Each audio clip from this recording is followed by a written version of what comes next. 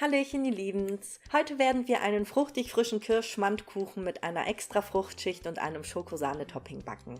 Den Kuchen könnt ihr wahlweise in einer runden oder auch in einer eckigen Form backen, da kann man dann später nämlich auch richtig schön kleine Törtchen draus schneiden. Und natürlich könnt ihr auch andere Früchte verwenden, es müssen also nicht unbedingt Kirschen sein.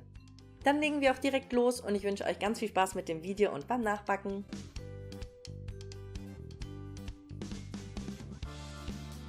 Wir brauchen 200 Gramm Mehl, 180 Gramm Zucker, 200 Gramm Schmand bzw. Sauerrahm, 2 Eier auf Raumtemperatur, 80 Gramm Öl, 1 Teelöffel Backpulver, eine Prise Salz und 200 Gramm Kirschen, die bitte erst nach dem Entstehen abgewogen werden sollten. Und das Ganze reicht euch dann für eine 24er Springform oder für eine 24 x 24 cm eckige Form. Wir fangen mit den Eiern an, die wir uns in eine große Rührschüssel füllen. Dann können wir hier auch schon die Prise Salz mit dazugeben und langsam mit Mixen anfangen. Da könnt ihr dann entweder eine Küchenmaschine oder auch einen ganz normalen Handmixer verwenden. Und während das jetzt mixt, können wir langsam den Zucker dazu rieseln und dann lassen wir das Ganze für 5 bis 8 Minuten auf der höchsten Geschwindigkeit weiter aufschlagen. Und die Zeit können wir dann schon einmal dafür nutzen, um das Mehl mit dem Backpulver zu vermengen.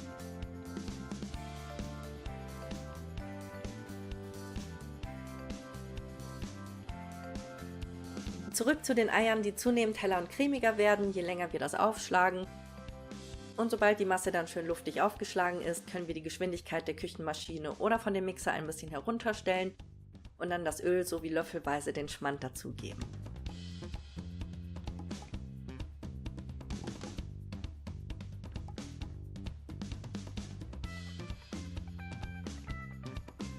Am Ende fehlt nur noch das Mehl, was wir jetzt auch wieder portionsweise dazugeben, während unser Teig weiter mixt. Und dann rühren wir am Ende nochmal alles ganz kurz auf der höchsten Geschwindigkeit um, damit sich die Zutaten auch alle gut miteinander vermengen können.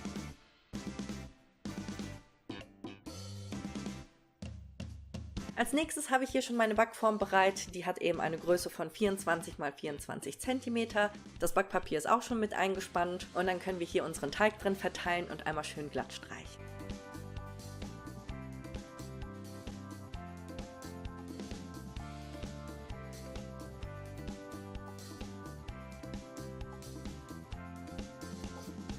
Die Kirschen habe ich jetzt auch nochmal halbiert und dann mit der Fruchtfleischseite nach unten auf dem Teig verteilt, damit auch nochmal ein bisschen was von dem Fruchtsaft in den Kuchen kommt und dieser dann auch dadurch ein bisschen saftiger wird.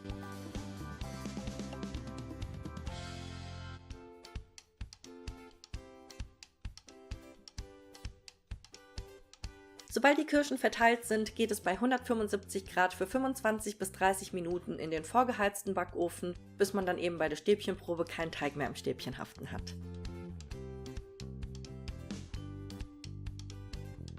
Als nächstes bereiten wir die Fruchtschicht vor, für die wir 300 Gramm entsteinte Kirschen, 2 Esslöffel normalen Zucker sowie ein Päckchen Vanillezucker, 200 Gramm Sahne und 2 Päckchen Tortenguss benötigen. Und ich nehme manchmal ganz gerne Tortenguss, weil man damit wirklich ein richtig gutes Gelierergebnis hinbekommt, wenn man zum Beispiel auf Gelatine verzichten möchte.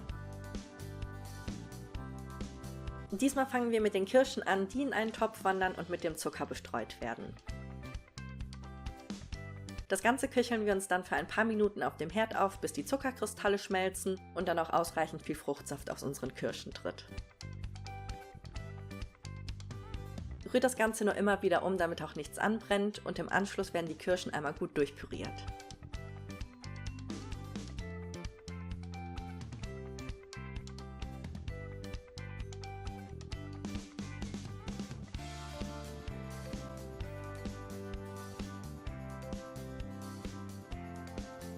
Dann können wir jetzt auch schon einmal die Sahne mit dazugeben, was dieser Fruchtschicht wirklich einen richtig genialen Geschmack gibt. Das wird so ein bisschen cremig vollmundiger, aber dafür leidet die Farbe so ein bisschen darunter. Deshalb habe ich jetzt auch noch mit ein bisschen Lebensmittelfarbe nachgeholfen, damit das Ganze wieder richtig schön knallig wird.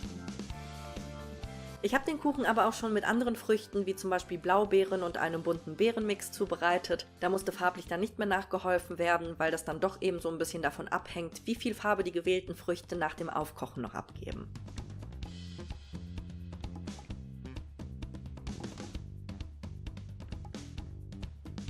Dann fehlt jetzt auch eigentlich nur noch das Tortengusspulver, das habe ich mit dazugegeben und einmal schön eingerührt. Und ich habe übrigens klaren Tortenguss verwendet, weil ich den auch meistens schon für alle Kuchen passend zu Hause habe. Aber natürlich könnt ihr an dieser Stelle auch den roten verwenden. Nach dem Einrühren wird das Ganze dann nochmal für 2 Minuten auf dem Herd aufgekocht. Dann werdet ihr auch schon merken, dass die Konsistenz immer fester wird. Und dann können wir diese Fruchtschicht auf unserem fertig ausgebackenen Kuchen verteilen. Streicht alles auch nochmal ordentlich glatt und dann lassen wir den Kuchen so erst einmal vollständig abkühlen, bevor wir die letzte Schicht vorbereiten.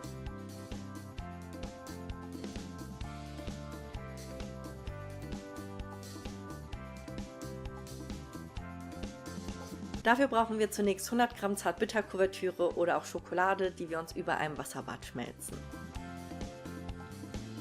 Das Ganze sollte dann auch noch ein paar Minuten abkühlen und dann können wir uns schon einmal 200 Gramm gekühlte Sahne aufschlagen.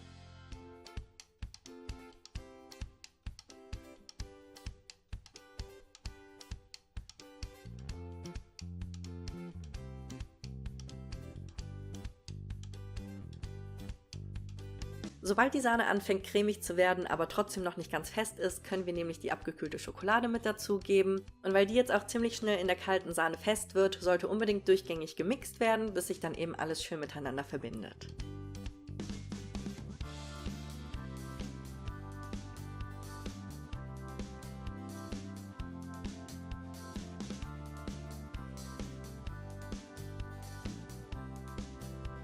Sobald alles gut eingerührt ist und die Sahne fest ist, können wir die Schokosahne auf unserem Kuchen verstreichen und dann könnt ihr entscheiden, ob ihr das gerne glatt ziehen möchtet oder so wie ich so ein bisschen ausstrukturieren wollt.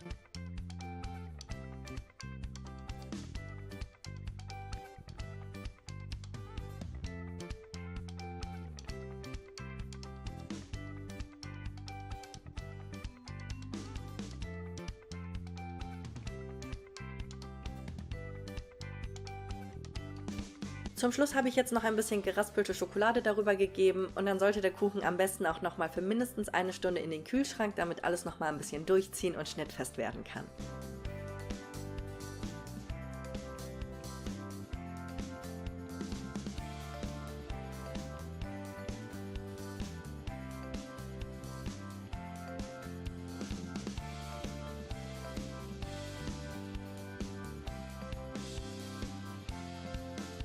Damit wären wir dann fertig. Wirklich richtig, richtig lecker, super frisch, saftig und wie vorhin schon angemerkt, könnt ihr natürlich jedes andere Obst für diesen Kuchen verwenden. Dabei ist es dann auch egal, ob ihr es frisch oder tiefgefroren verwendet.